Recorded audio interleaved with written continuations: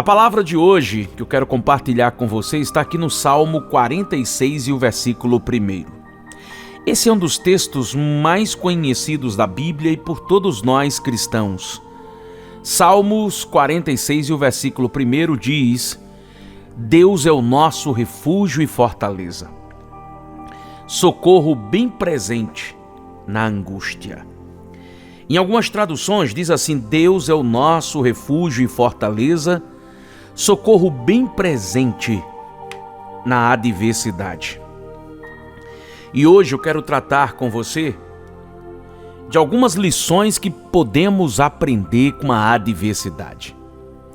Em primeiro lugar, é preciso entender que angústias, problemas, tribulações, sofrimentos, adversidade, todos nós passamos em situações distintas e em níveis diferentes, mas todos nós passamos por adversidade. E ela chega independente da condição social. Ela nos surpreende independente da condição financeira. Ela aparece independente da raça. Se é preto, se é branco, se é pobre, se é rico, se é mameluco, se não é. Ou seja, independente de quem quer que seja, a adversidade chega. A Bíblia, por exemplo, vai falar de diversos personagens que passaram pela adversidade. E olha, eu tenho um recado de Deus muito importante para você. Se você ainda não passou, prepare-se para passar pela adversidade. Mas, irmão Ibe, o senhor diz que isso é um recado de Deus? Sim. Porque a adversidade, como diz Paulo lá em Romanos capítulo 5, ela gera em nós coisas boas, virtudes que a gente só aprende com a adversidade. Não tem outra ferramenta que Deus vá se utilizar para trabalhar em nossas vidas a não ser pela adversidade. Por exemplo, Ana chorava para gerar um filho e tinha que lidar com as ironias de Penina. Davi teve que suportar durante anos uma perseguição implacável e injusta de Saul, querendo matá-lo. José, você sabe, foi traído pelos próprios irmãos que tramaram até a sua morte. Jó, num só dia, perdeu a fortuna, perdeu a saúde, perdeu os filhos. Então todos nós vamos passar pela adversidade. Eu e você temos que enfrentá-la. E eu costumo dizer que depois da nossa entrega a Cristo, depois que nos rendemos a Jesus, depois que o aceitamos como Senhor e Salvador da nossa vida, o próximo passo na vida de qualquer cristão deveria estar preparado para o dia da adversidade. Mas como assim, Ibe, depois de aceitar a Cristo? Todos nós deveríamos se preparar para o dia da adversidade. Sim, porque é nesse dia que muitas perguntas são feitas. É no dia da adversidade que a gente pergunta onde está Deus. Aliás, Jó certa feita disse: o que eu mais temia foi o que me aconteceu. Porque quando a adversidade chega, geralmente ela vai nos forçar a fazer perguntas que a gente talvez nunca imaginasse que um dia fizesse. Como, por exemplo, se eu sirvo a Deus, por que eu estou passando por isso? Se eu sirvo ao Senhor, por que é que Ele me fez perder uma pessoa que eu tanto amava? E diante disso tudo surge uma pergunta: o que é que nós podemos aprender quando chega a adversidade? Talvez essa tenha sido a sua pergunta hoje. O que é que eu vou aprender, irmão Ibe, porque eu já estou passando pela adversidade? Em primeiro lugar, se puder, anote tudo que você vai ouvir aqui hoje. É que Deus sempre vai estar no comando de tudo. Quando chegar o dia da adversidade, eu não sei se já chegou para você, mas todo mundo vai passar por esse dia. Mas se você já estiver atravessando, entenda, compreenda, Deus está no comando de tudo. E como é que eu sei disso? É que existe uma palavra lá em Isaías 41:10 que fala de 5 promessas pelas quais eu entendo e compreendo que quando chegar o dia da adversidade, eu não devo temer. Porque olha o que é que diz Isaías 41:10. E preste atenção, porque aqui tem 5 promessas para você, 5 garantias para você, para quando chegar o dia da adversidade. A primeira delas é: não temas, porque eu sou contigo. Aleluia! O Senhor está dizendo para você, quando chegar os problemas, não tenha medo, porque eu estou no controle da situação. Ele está dando aqui sinais de que eu terei companhia quando todo mundo me abandonar do dia da adversidade. Ele diz: não temas, porque eu sou contigo. Isso fala de amizade. Isso fala de companheirismo. Isso fala de companhia nos momentos mais difíceis que você vai passar ou que já está passando no dia da adversidade. Irmão Ibe, falo com as pessoas pelo WhatsApp e ninguém me responde. Já mandei um e-mail, até agora estou esperando uma resposta e não chegou. Liguei para alguém pedindo ajuda e essa ajuda não veio. A primeira garantia de Deus para você que está atravessando a adversidade é: não temas, porque eu sou contigo. Todo mundo pode ter te abandonado, mas o Senhor está dizendo para você hoje: eu estou contigo. Quer companhia melhor do que essa? A segunda garantia qual é? Não te assombres, porque eu sou o teu Deus. E por que Deus diz isso? Porque muitas vezes a adversidade é tamanha.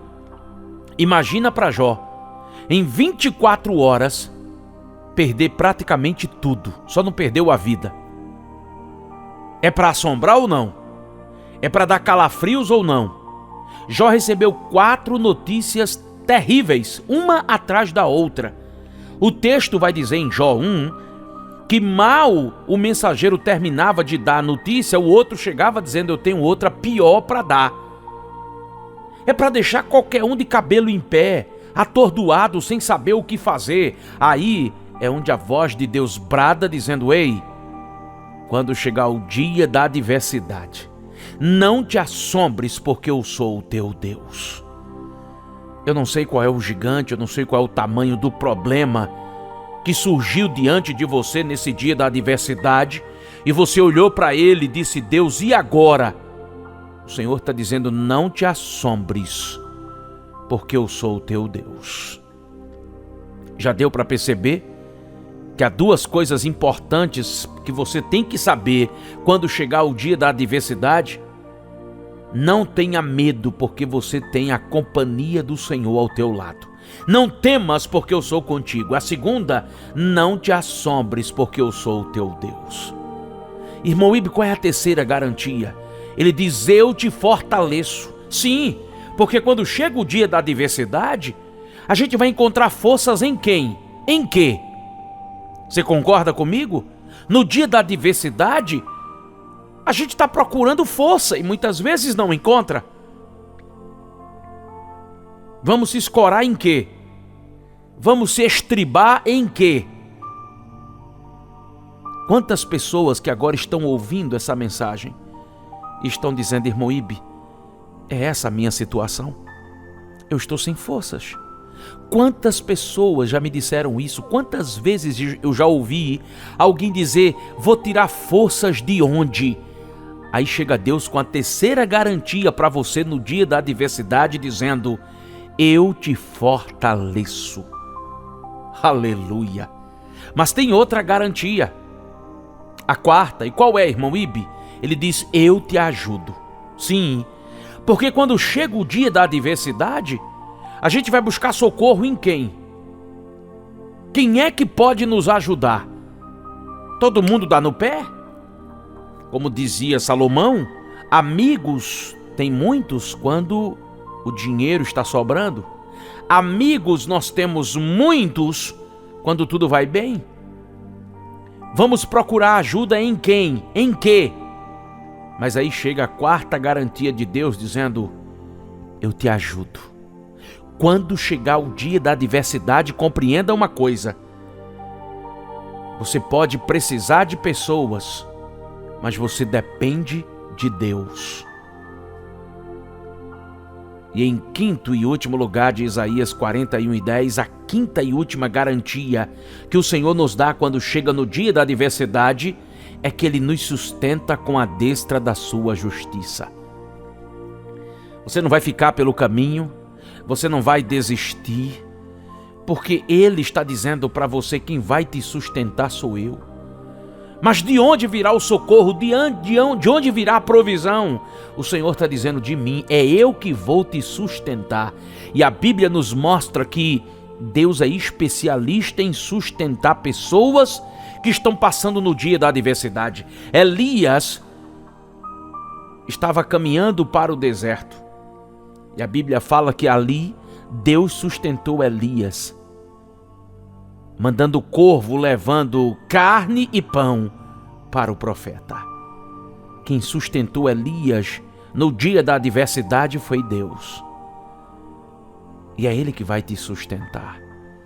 Já deu para perceber que no dia da adversidade você já tem 5 garantias de Deus? Não temas, porque eu sou contigo, é a primeira. Não te assombres, porque eu sou o teu Deus, é a segunda. A terceira, eu te fortaleço. A quarta, eu te ajudo. E a quinta, eu te sustento com a destra da minha justiça. Em segundo lugar, qual é a lição que eu aprendo no dia da adversidade? A encorajar você e você me encorajar. Você sabia que no dia da adversidade Deus vai levantar alguém para te encorajar? Irmão Ibe, até agora não arrumei ninguém. E eu estou fazendo o que aqui? Você acha que você está ouvindo essa mensagem por quê? Porque Deus me plantou aqui hoje para dizer para você: coragem, seja forte, levante-se, enxugue essas lágrimas. Deus sempre vai levantar alguém. A Bíblia está repleta de casos assim. Quem foi que encorajou Davi em um dos momentos mais difíceis da sua vida? O filho do perseguidor dele, Jônatan. Saul vivia como um louco atrás de Davi para matá-lo. Mas quem é que encorajava Davi nos momentos mais difíceis? Jônatan. Elias tinha Eliseu para andar ao seu lado. O próprio Jesus, dos 12, tinha 3, que eram seus amigos íntimos: Pedro, Tiago e João. Paulo teve Lucas, teve Timóteo e tantos outros que estavam ali, que Deus levantava para socorrer o apóstolo Paulo. Aliás, quando eu falo de Paulo, quando eu falo de encorajamento, Paulo também é um grande exemplo. Em Atos capítulo 14, o versículo 22, diz assim: fortalecendo os discípulos e encorajando-os a permanecer na fé, dizendo: é necessário que passemos por muitas tribulações para entrarmos no reino de Deus. Sabe quem é que está falando isso? Sabe quem é que está tomando uma atitude para encorajar a igreja? Paulo. Aí você pode dizer: mas irmão Ibe, a gente só pode encorajar alguém quando estamos de bem com a vida. Leia comigo Atos 14, 19. A gente leu Atos 14, 22. Paulo dizendo que estava fortalecendo os discípulos e encorajando-os a permanecer na fé. Quer saber em que circunstâncias Paulo fez isso? Atos 14, 19 diz assim: então alguns judeus chegaram de Antioquia e de Icônio e mudaram o ânimo das multidões. Apedrejaram Paulo e o arrastaram para fora da cidade, pensando que estivesse morto. Olha em que circunstância Paulo estava encorajando os outros, depois de ser apedrejado. Aliás, é de Paulo a expressão: entristecidos, mas alegrando a muitos. Deixa eu te dizer uma coisa. A tua prova está grande, né, meu irmão? Mas tem alguém passando uma prova maior do que a tua e está dando glórias a Deus. Tem alguém passando por situações mais difíceis do que você e Deus já levantou um sirineu para socorrê-lo, e com você não vai ser diferente. Deus vai levantar alguém que vai encorajar você. Essa palavra aqui já é uma palavra de encorajamento para muitos que já estavam pensando em parar, em desistir, em jogar a toalha, em chutar o balde. O Senhor está dizendo: ei, levante a cabeça, soldado. Ei, enxugue essas lágrimas. Quem disse que está tudo perdido? A última palavra quem dá é o Senhor. Em terceiro lugar, o que é que nós podemos aprender com a adversidade? Tirar lições dela. Aprender com a adversidade. O que eu acho interessante em Paulo é que Paulo não reclamava da adversidade. Pelo contrário, Paulo via a adversidade como uma grande oportunidade. Aliás, Paulo é o único homem da Bíblia que vai dizer que sentia alegria no sofrimento. Será que Paulo era masoquista? Não. É porque Paulo via as adversidades, as lutas, os sofrimentos como a sua grande oportunidade para crescer, amadurecer, florescer. Como é que eu sei disso? Filipenses 4:11, o que é que diz a palavra? Não estou dizendo isso porque esteja necessitado, pois, preste atenção no que Paulo vai dizer agora, aprendi a adaptar-me a toda e qualquer circunstância. Versículo 12, sei o que é passar necessidade e sei o que é ter fartura. Aprendi o segredo de viver contente em toda e qualquer situação, seja bem alimentado, seja com fome, tendo muito ou passando necessidade. Paulo disse que com a adversidade ele aprendeu. Aprendi a adaptar-me. É interessante que Paulo fala de duas coisas que ele aprendeu na adversidade. Primeiro, ele aprendeu a adaptar-se a toda e qualquer situação. E segundo foi, aprendi o segredo de viver contente. Paulo não só aprendeu a adaptar-se, mas Paulo aprendeu o segredo de viver alegre em toda e qualquer situação. Sabe o que isso significa? Se você chamasse Paulo para uma churrascaria hoje, para comer aquele galeto, aquela picanha argentina, Paulo estava feliz. Paulo ia comemorar com você, Paulo tomaria aquele refrigerante, aquela coca gelada, aquele suco de cajá gelado, mas se você dissesse, Paulo, vamos lá em casa? Só tem ovo com bolacha, creme e cracker. Paulo ia, se alegrava com você, porque ele disse, aprendi a adaptar-me a toda e qualquer circunstância. Aprendi o segredo de viver contente em toda e qualquer situação. A adversidade nos ensina a conviver com ela, a crescer com ela, a amadurecer com ela. Você pensa que você está passando esse vendaval todo por nada? Não. Deus vai te colocar em lugares altos. Deus vai abrir grandes portas, mas é preciso primeiro você aprender com a adversidade. Aprenda. Tudo isso são caminhos que Deus permite que eu e você passe. Aliás, eu procuro na Bíblia até hoje alguém que para chegar aonde Deus estabeleceu para a vida dele, ele não passou pelo caminho da adversidade. Você conhece alguém? Eu não conheço. Davi, para sentar no trono de Saul, os historiadores vão dizer que ele deva ter levado de 8 a 10 anos. E não foi 8 e 10 anos pacíficos para Davi, foi de perseguição, foi de choro. Você se lembra com quantos anos José saiu de casa e com quantos anos ele chegou no trono de Faraó? José sai de casa com 17. Só se senta no trono de Faraó com 30. Foram 13 anos de adversidades. Eu estou procurando alguém na Bíblia até hoje que experimente as promessas de Deus sem antes não passar pelo caminho da adversidade, não aprender, não crescer para florescer com ela. Em quarto lugar, a adversidade revela quem somos e se de fato acreditamos naquilo que dizemos. Guarde isso com você. A adversidade revela quem somos e se de fato acreditamos naquilo que dizemos ser.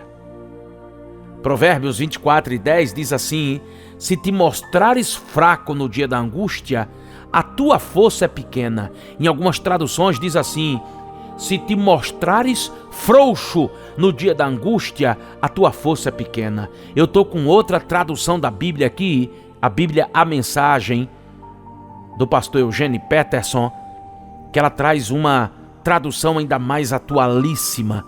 Olha o que é que ela diz ainda acerca de Provérbios 24:10. Quem desiste no momento de crise é porque realmente é um fraco.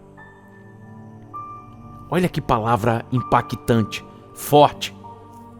Quem desiste no momento de crise é porque realmente é um fraco. Você vai desistir? A adversidade é como um fogo que prova o ouro. Você está sendo provado por Deus. Vai desistir?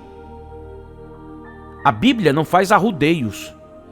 Chama aqueles que desistem no meio da angústia de frouxo, de fraco. Vai desistir?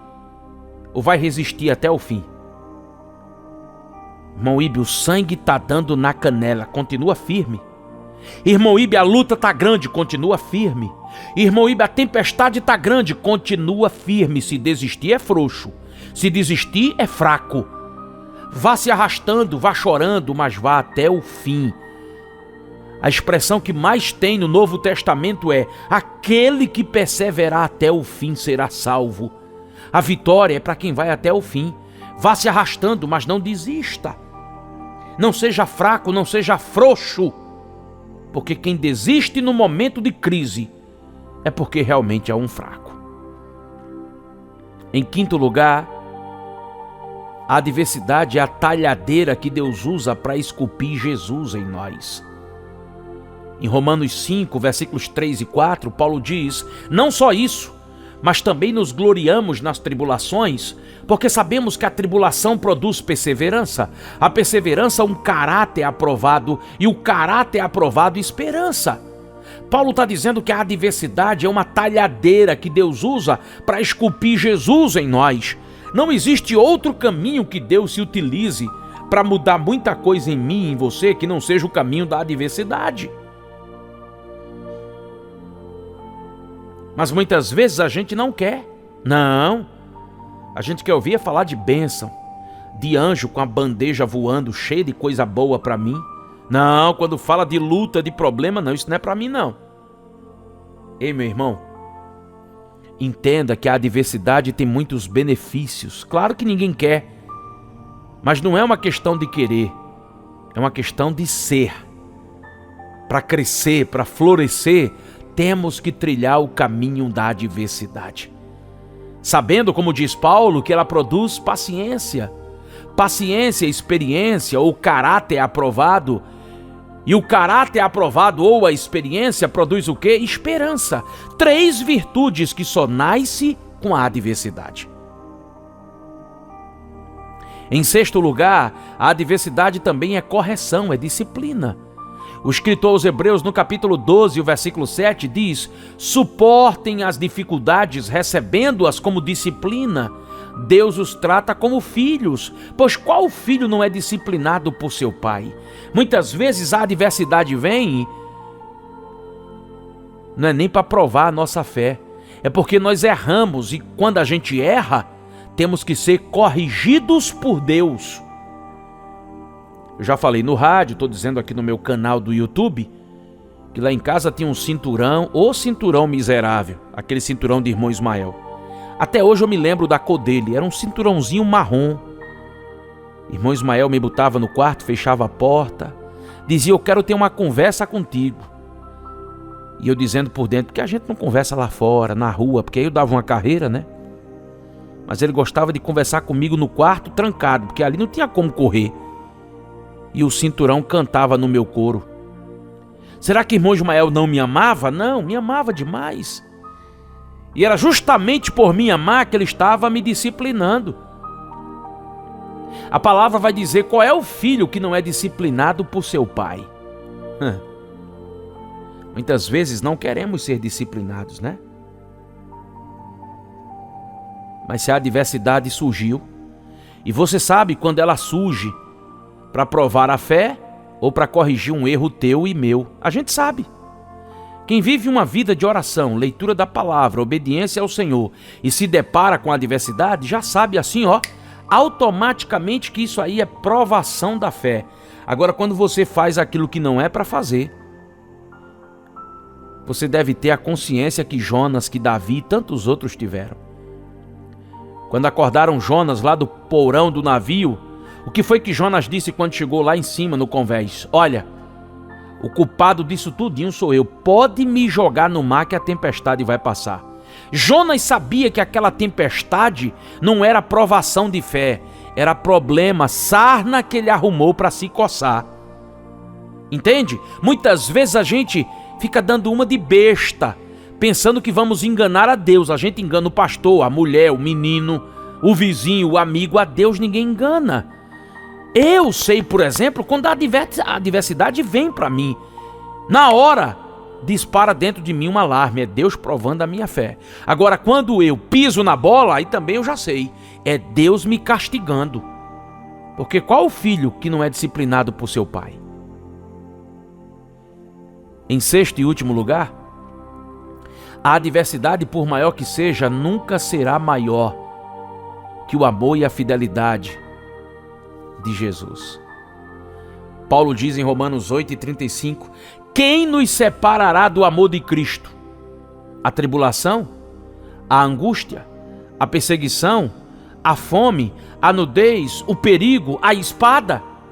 Porque eu estou convencido de que nem morte, nem vida, nem anjos, nem demônios, nem presente, nem futuro, nem qualquer poder, nem altura, nem profundidade, nem qualquer outra coisa na criação será capaz de nos separar do amor de Deus que está em Cristo Jesus, o nosso Senhor. Essa adversidade não vai afastar você de Deus, não. Pelo contrário, só vai te aproximar ainda mais dele. Aliás, muitas vezes ele fecha portas porque ele está com saudade da gente. Muitas vezes ele permite que a enfermidade surja porque a gente muitas vezes esquece até que temos um pai.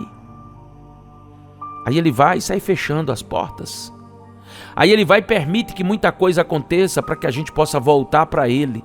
E ele faz isso porque ele é um pai amoroso. E nada vai nos separar dele. Nada. Então, entenda uma coisa. As adversidades podem nos ensinar muita coisa. E se você não está passando por ela, prepare-se, porque todos nós que servimos a Jesus iremos passar pela adversidade. Mas lembre-se sempre, nunca esqueça dessa palavra. Ele sempre vai estar com você e é por isso que ele te diz, não tenha medo, eu sou contigo. Não te assombres, porque eu sou o teu Deus. Eu te fortaleço e te ajudo e te sustento com a destra da minha justiça. Que Deus te abençoe.